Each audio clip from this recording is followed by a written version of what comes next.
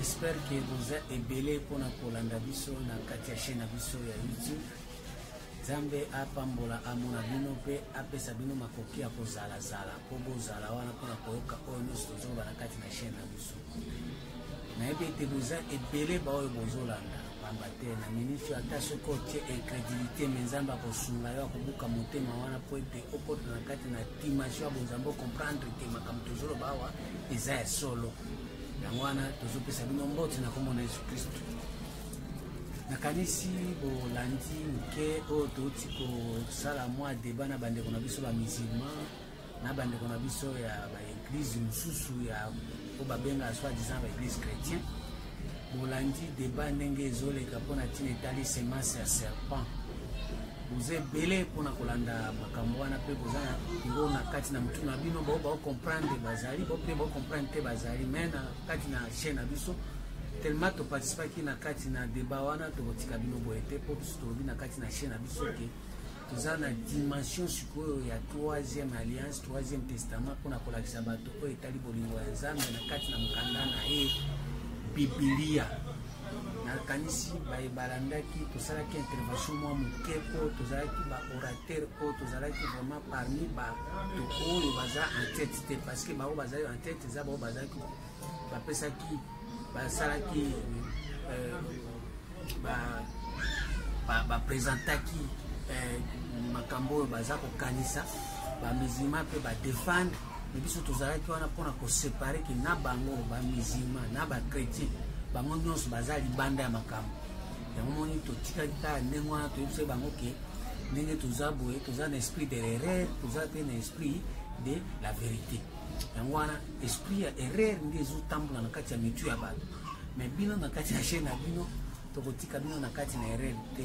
Soki tolobi makambo etali ntina etali semence de serpent esengeli motu na motu acomprendre mwa ndeko musulman alobi nini meme mbuma wana oyo Nzambe asengelaki ke apesa bato balia ya malamu apesaki kombo nango te. Meme mbuma wana oyo Eva apesaki oyo nyoka apesaki Eva atikaki koyeba yango te. Awa na Bible bambuma nyonso wana ezali bambuma nyonso wana ezali.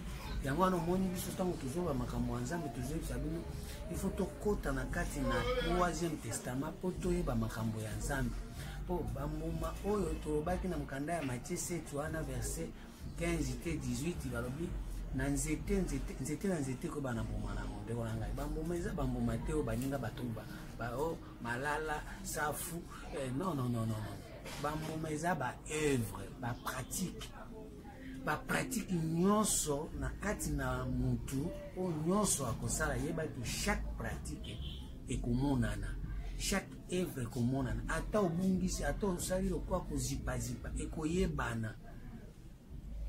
Bango batiki kozwa mbuma take œuvre bazwi mbuma take mbuma yango moni ndeko mosusu musulman azaki bilobela abeza pe na bambuma mosusu na banzete mosusu soko olie deja ekoboma yo soko ozwi osangisi apesi mpe batheorie na ye.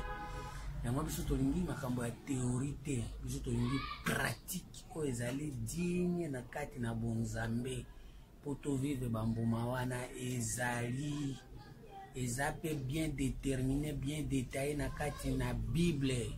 Yango tozosenga na bino bokota na 3e testament po boyeba makambo ya Nzambe. Ndeko molinga me alobi azo défendre thèse na alobi Adam asalaki rapport nyoka asalaki rapport sexuel na Eve yango babotaki Kain. Est-ce que rapport sexuel ya nyoka na mutu soki baboti bakobota maki to bakobota mukolo siko na miniti wana makambo nyonso wana eza compliqué na kati ya mitu ya bato mpo mutu ese bebe ese panzani nyoka soki abota amaki apres maki nde bimisi nyoka. Yango wana bamaki ya nyoka ezali balingami kati na nkolo. Lelo tozosambwa mingi na makambo ya Nzambe tozonokwama mingi basacrifice ebele baservice ebele tozomikotisa me makambo yango totikali koyeba te. Yango wana azokotisa bino na kati ya 3e testament tokufa boye te mwana elaka akufaka boye te akufaka boye te akufaka boye te akufaka boye te. Yango wana esengeli toyeba makambo ya Nzambe po soki tozongi na mokanda nakanisi na alobaki mwa ndambo makambo wana na Genèse 4 po na Genèse 3 dere bandeko bazoba makambo bana précision te o alobi jardin ezaka ndenge moko na champ oh jardin na champ eza ndenge moko te jardin eza esika baprotegeaka esika basalaka soin nango mais champ eza esika banyama baza yango moni nyoka bimaki na champ ekozala ndenge moko te na jardin na champ eza eloko moko te eza différent moto aza na champ na moto aza na jardin baza na deux vies différents pour jardin nzambe moto aplantaki yango nzambe aplantaki champ te champ eza ya jardin te champ eza jardin te nzambe mpe aplantaki champ te nzambe aplantaki jardin balinga mikati na nko yango moni ntango bazokunda Jésus baki kokunda ye na jardin oyo esika batia motu te moto ebembe moko eloko moko nyama moko aza na kati nde bakundi Jésus na esika wana selon Jean 19 verset 41 totanga ngona Jean 19 verset 41 elobini notanga ngona komona Yesu Kristo yo mpe molingami fungola Bible na yo kotanga jardin eza esika oyo okokuta buzoba na kati te okuta masumu efandi eganzami ezwi esika te non balongolaka baswanyaka jardin verset 41 lobi boye il y avait là un jardin dans le lieu où Jésus avait été crucifié et dans les jardins un sépulcre neuf où personne encore n'avait été mis. Mutu ata moko batira kotia ete elingi kobani ntango tozoloba jardin ya bijardin te ya baninga bayebi yango ya zamba non jardin ya nzambe selon mokanda ya Luc 13 verset 18 à 19 elobi boye ayi mpa na biso bible nde elobaka Luc 13 verset 18 à 19 aotanga ngo na kombo na Jésus Christ. Il dit encore à quoi le royaume de Dieu est-il semblable et à quoi le comparais-je? Il est semblable à un grain de sénévé qu'un homme a pris et jeté dans son jardin. Un grain de sénévé qu'un homme a pris et jeté dans son jardin. Il pousse, devient un arbre et les oiseaux du ciel habitent dans ses branches. Eza lokola royaume mutu aza na jardin eza lokola royaume mutu afandi na kati na bokonzi mutu azokonza kakolinga te na kati na bokonzi babiloko apambe domine banyama badomine banyoka kutu bakota kuna te puisque ye moko aza na kati na royaume nde royaume ya nzambe yango wana nde jardin yango wana yango moni babi jardin bagardaka yango mutu soki aza na kati ya royaume akolinga buzoba te oyo ele bapriere ya buzoba akolinga yango te oyo ele bamate ya buzoba akolinga yango te omemele songisongi akolinga yango te puisque aza jardin ya nzambe aza na kati na royaume azovivre bokonzi ya nzambe nde nzambe aplantaki bokonzi po ete na kati ya bokonzi atiaki arbre de vie, c'est-à-dire quoi Jésus Christ qui est l'arbre de vie oyo azobimisa boyebi bwanya mayele nde place oyo jardin ya nzambe eza so moto akomi na etat d'âme ya lelenge wana nde aza na jardin. Mais soki mutu azosala makambo eza en dehors ya wana aza na champ puisque na champ nde banyoka bazali barace de vipère bafaux prophète babi nzete na nzete ekoyebana na boma nango babi bafaux prophète bakoya na bilamba ya babrebi mais baza balura viscère baza banzete or Eve mpe azalaki nzete po babi nzete nyonso elonamaki pembeni ya mai nzete nyonso elonami pembeni ya mai ekobanda kobimisa bambuma nango na chaque saison. Mais nzete ce n'est que mutu nyonso alonami pembeni ya mai mutu nyonso aza na bomoi na ye pembeni ya mai oyo ezali source oyo aza na source obanda kobimisa bambuma nini ya malamu. Mais soki olonami pembeni ya mabele oyo ezanga mai mbuma ya kokauka nde kobanda kobima kuna nzete na yo ekobimisa bamai ebimisa mbuma te mbuma malamu osala makambo ya malamu te ozali toujours makambo ya mabe o Yesu. Yango sikoyo balobi ntango nyoka azoi na mwasi basangani non basanganaka na nyoka ya rapport sexuel ya nzoto te. Bible ezoloba na mokanda ya 2 Corinthiens 5 verset 16 na repetaka baversion ya tuta Dès maintenant, nous ne connaissons personne selon la chair. Si nous avons connu Christ selon la chair, maintenant nous ne le connaissons plus de cette manière. Jean 6, 63, les paroles que je vous ai dites sont esprit, la chair ne sert de rien. Romains 9, verset 8, ce ne sont pas les enfants de la chair qui sont enfants de Dieu. Ce sont les enfants de la promesse. Parce que ce qu'on a chair, l'esprit n'a ni os ni chair. Luc 24, verset 39. Ande onanga balinga bikati na kolo. Siko soki lelo tozokupa nzambe na ndenge ya nzoto. Mbala moko tokoloba lokola bato. Tokoloba kwa bana nzambe. Nzambe azana bana nae, bato pe bazana tatana bango. L'homme animal ne comprend pas les choses de Dieu. Il ne peut pas les comprendre parce que c'est une folie. Moi, c'est-à-dire quoi? Mtunyama, abutamina nyoka. Natana nyoka. Nous sommes allés là, babutamina nyoka. Pour comprendre makambo nzambe na dimension nzambe te, pour comprendre animation ya nyoka. Pourquoi? Parce que nyoka baba ko kotambola na libu, kotambola na se, kotambola mabele, kotambola na makambo kaka ya buzoba, kotambola kama makambo yo etali biso na biso, kobanda ko bakama makambo ya soko ngo tambola, soko ngo loba, soko ngo bimisa, kotambola kana se. Na omoni siko mate komi kaka ya pumbu. Balinga mikati na nkolo. Siko tango balobi nzambe Eva balobi na boti mwana na totanga ngo. Na Genèse 4, première na deuxième verset. Yo pitanga Bible na yo la sozali. Genèse 4, premier verset, le Bible. Adam connaît Ève sa femme et elle conçut et affata Caïn. Elle dit, j'ai formé un homme avec l'aide de l'Éternel. À cause de l'examen macabre, j'ai formé l'homme. J'ai formé un homme avec l'aide de l'Éternel. Or, Éternel, na minute depuis kaka babuka ki nibeko, babosa balongwa ki boso ya Éternel. Tango déjà basi babuki onzamba pelisa li bango na Genèse 3 babomaki déjà bonzambe zaki suste siko tango kobota po anyobota na bonzambe tanki nzamba se suste ndengo mwana siko akose nzambe makambo ke nasali mutu na j'ai formé l'homme avec l'aide de l'Éternel. L'Éternel a aidé Néni. La Bible qui correspond de Bisson. 1 Samuel 16, verset 14. 1 Samuel 16, verset 14. Maintenant, on a comme Jésus-Christ. 1 Samuel 16, verset 14. Et le Bible. L'esprit de l'Éternel se retira de Saoul qui fut agité par un mauvais esprit venant de l'Éternel.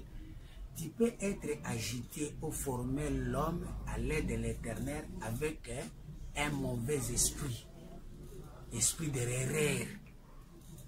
Éternel au sungayo obota mwana atindeli au mauvais esprit. Obota mwana na l'esprit de l'Éternel se retira de Saoul qui fut agité par un mauvais esprit venant de l'Éternel. Un mauvais esprit venant de l'Éternel. Dans verset 15, le serviteur de Saoul lui dit, voici un mauvais esprit de Dieu t'agite. C'est-à-dire, Moutoko a agité un mauvais esprit, mais Azoko c'est l'ango éternel. Or, Azoko c'est éternel n'a atteint que mauvais esprit. Yango au moins bato ça makambo buzoba, zambe nda atindi ki bango basala buzoba po bolumu na bango emonana. Yango mutu ana komi mutu amabe, akomi moibi, akomi biloba loba kofinga, zambe nda atindele siko mauvais esprit zo animé. Dès que mauvais esprit wana nde ezaki ko animé Ève de façon que abota Caïn, mwana mabe, mwana libabe, fils du malin. Or Ève aboti yango, tango aboti ye na nzambe na mobali na ye Adam boyokanizaki suste. Po Adam sa fingi ya binzambe, afundi ya binzambe, tala mwasi yo pesa kine. Yende al kosingai, nyoka kosie, ya kosingai, gasiko yo na lienzete. Or moi c'est allié mbuma mais Eve nani Adam alienjete. Adam aliaki mbuma te. Adam aliaki mbuma te ngi korbani. Adam asalaki pratique te. Eve wana Adam asalaki angote. Adam aliaki ka nzete. Genèse 3 verset 12. Genèse 3, verset 12. Tanga Bible, Bible est là-bas. Otika koba makambo nzambe sans vie verset biblique était. Tanga Bible. L'homme répondit, la femme que tu as mis auprès de moi m'a donné de l'arbre et j'en ai mangé. M'a donné de l'arbre, il m'a pas donné de fruits. Il m'a donné de l'arbre et j'en ai mangé. Moi, au bal y aller na j'étais. Allez à Kimboumate. Mais moi si, allez à Kimbouma. Moi si, allez à Kimbouma. Dans le verset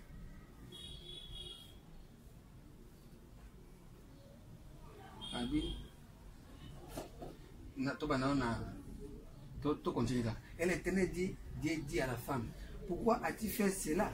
La femme répondit, le serpent m'a séduit et j'en ai mangé. L'Éternel, verset 6. Verset 6. La femme vit que l'arbre était bon à manger et agréable à la vue et qu'il était précieux pour ouvrir l'intelligence. Elle prit de son fruit. Moi, c'est une des fruits. Moi, c'est une des tétés. Et en mangeant. Et en donnant aussi à son mari qui était auprès d'elle et il a mangé. Moi, c'est un peu si mobile. Mais mobile, il y a un mouvement, il y a l'enzété. Mon problème mystique est mobile, c'est que à qui peut moi, c'est un moi, c'est un peu si un mouvement, mais il y a l'enzété. Les yeux de l'un et de l'autre s'ouvrirent et ils connurent qu'ils étaient nus. Et ayant conçu des feuilles de figuier et s'enfuirent des ceintures. Alors ils attendirent la voix de l'Éternel Dieu qui parcourait les jardins vers le soir, et l'homme et sa femme se cachaient loin de la face de l'Éternel Dieu au milieu des arbres du jardin. Bakeko bombana na nzete. Babombani na nzete nde bombi bango. Or nzete mobali nde ayebi yango. Mobali ayebi nzete, mais moi c'est ayebi mbuma. Jean 1, verset 46. Pour comprendre makamboyo, autant que la Bible. Jean 1, verset 46. Et le Bible. Et ayant regardé Jésus qui passait, il dit, voilà l'agneau de Dieu. Les deux, verset 46. Philippe raconta à Nathanaël, lui dit, nous avons trouvé celui de qui Moïse a écrit dans la loi et dont les prophètes ont parlé, Jésus de Nazareth, fils de Joseph. Nathanaël lui dit, peut-il venir de Nazareth quelque chose de bon? Philippe lui répondit, viens et voir. Jésus voyant venir à lui, Nathanaël dit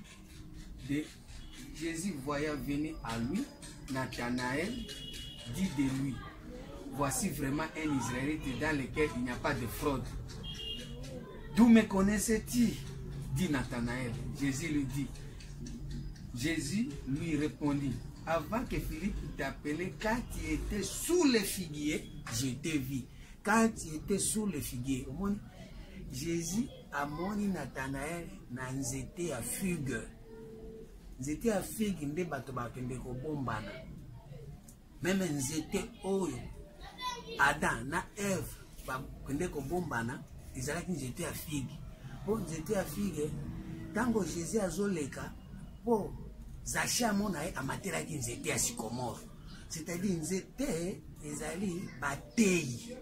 Motei oyo nyonso ateyaka aza nzete, mais okomona aza prophète azande, mais aza na bambuma. So Adam ayebaki nde ba motei, mais ba pratique ya motei Adam atikala kosimba yango te. Ba pratique nyonso motei azosala wana ba fruit Adam atikala kosimba yango te, mais Adam azali ko comprendre nde motei, mais motei nde azalaki nzete, nde Adam azolobaki nga naliaki na nga nzete. C'est-à-dire dit bato ebele bazosambela bayebi ba pasteur na bango, bayebi alataka sengre ya boye, alataka aza na combien de sapato, aza na combien de veste, atambolaka bien, aliaka nini, alingaka nini. Nde vi oyo Adam ayebaki yango wana na place afandaki batielie ole akende na jardin, akota na jardin, acultiver a protéger non asali musala ko kangama na motei de moni ba église ya elo comme église ya batei ya Jésus te ya Jésus te so motei ya bato babangi mais soki motei azate bosala bisalela na bango adachi koyo ayebaki motei mais bambuma ba fruit eva muto aliaki yango c'est-à-dire quoi tozana bato mosusu catégorie ya bato balingi mingi ba pasteur na bango ba bishop ba serviteur de Dieu mais na kati ya kolinga wana bakomi ba fanatique lokola ka ba politicien bakomi ba jalelo so ole ayeba nzete ya bomo yo eza na kati na jardin ce n'est que Jésus-Christ non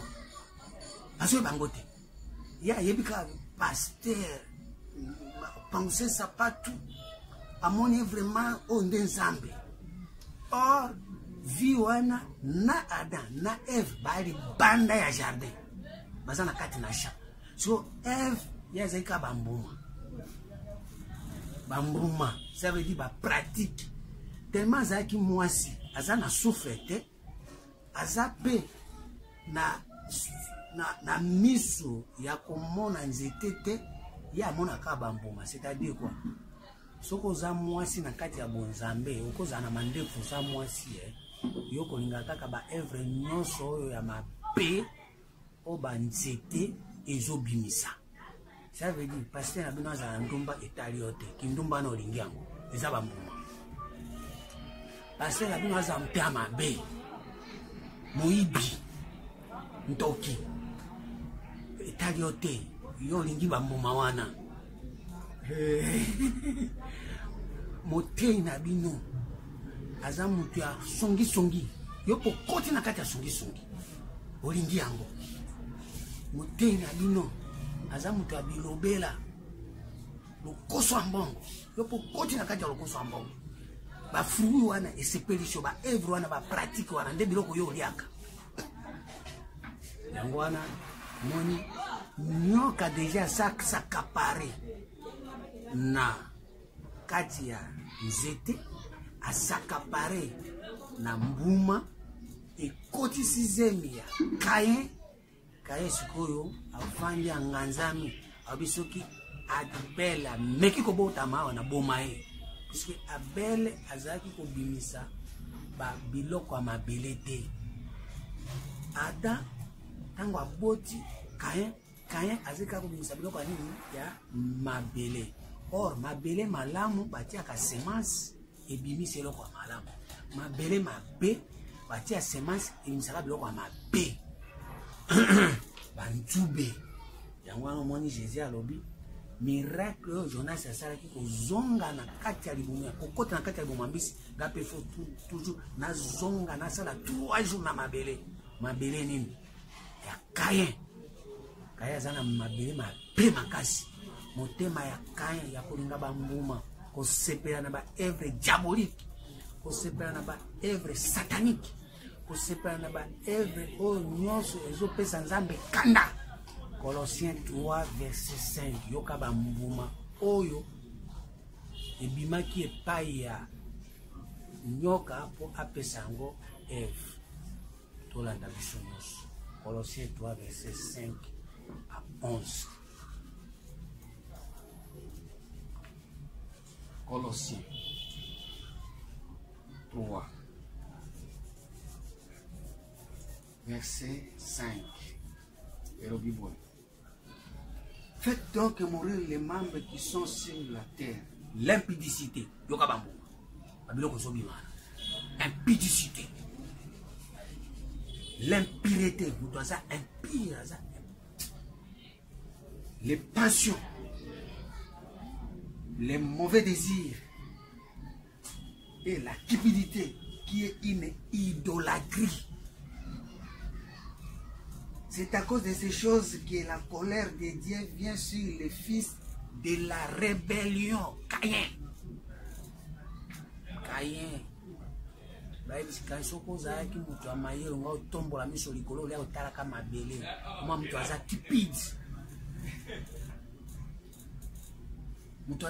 Passion.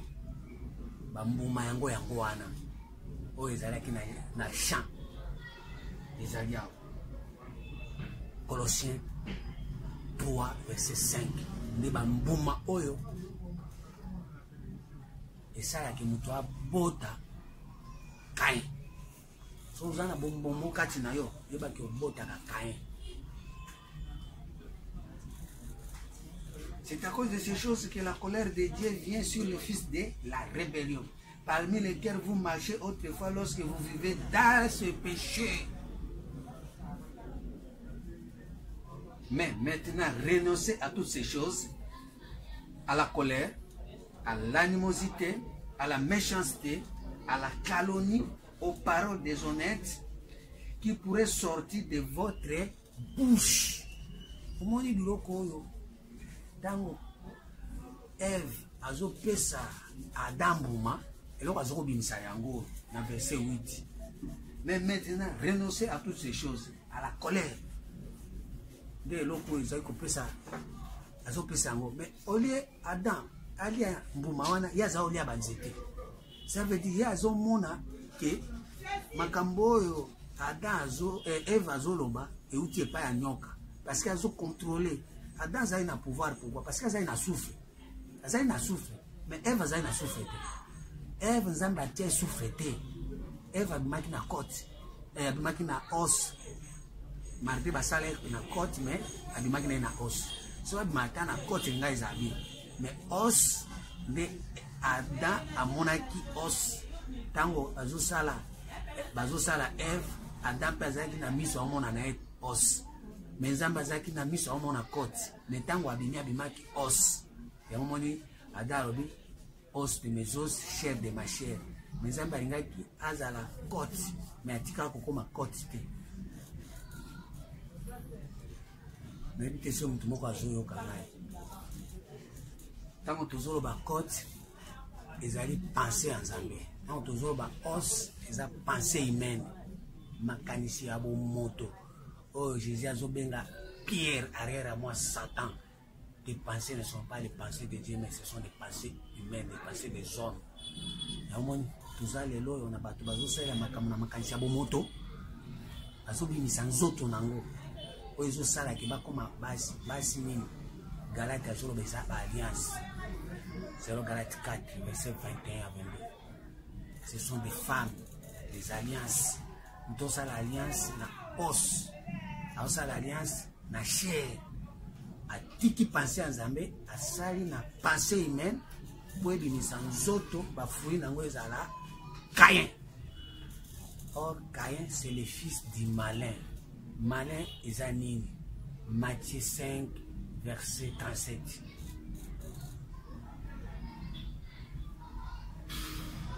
Zambé sunga bato bazolanda. Matthieu 5 verset 37.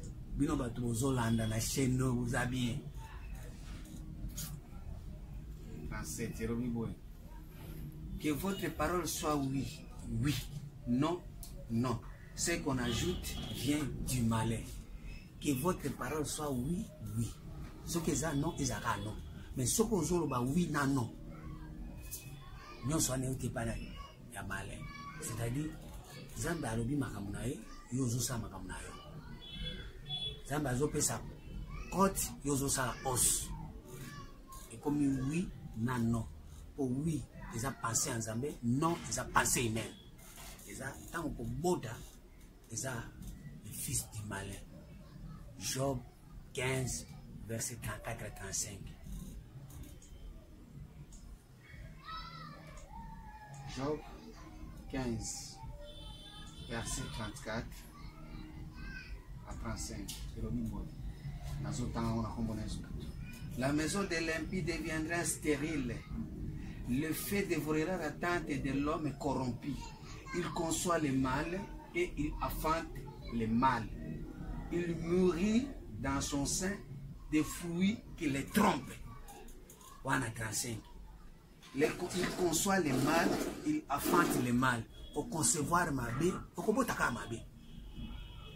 Yango nde ko sala ki okoma nango gangi. Mais fruits wana ils ont trompé yo. Yango barobi. Il conçoit le mal et affante le mal. Il mûrit dans son sein des fruits qui les trompent. Esprit d'erreur. Ésaïe 26, verset 14. Ésaïe 26, verset 14. Verset 15. Multiplie les peuples, ô Éternel, multiplie les peuples, manifeste ta gloire, recrée toutes les limites du pays. Éternel, ils t'ont cherché quand ils étaient dans la détresse, ils se sont répandus en prière, car tu les as châtiés comme une femme enceinte sur le point d'accoucher. Cet or écrit au milieu de ses douleurs, ainsi avons-nous été loin de ta face, ô Éternel. Nous avons conçu, nous avons trouvé des douleurs, et quand nous affrontons, ce n'est que du vent. Quand nous affrontons, ce n'est que du vent.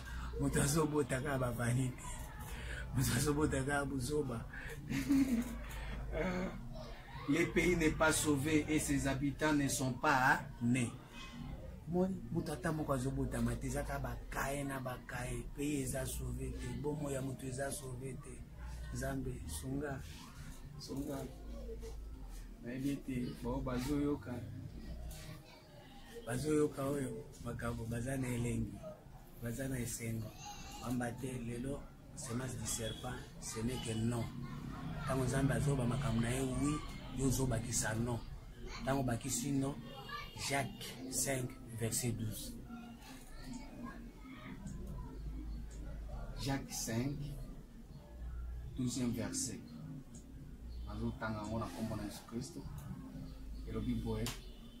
Avant toute chose, mes frères, ne jugez ni par le ciel, ni par la terre, ni par aucun autre serment, mais que votre oui soit oui et que votre non soit non, afin que vous ne tombiez pas sous les jugements. Votre oui soit oui. Oui, c'est dire que moi, non, c'est le fils du malin. Et tu as la Amen.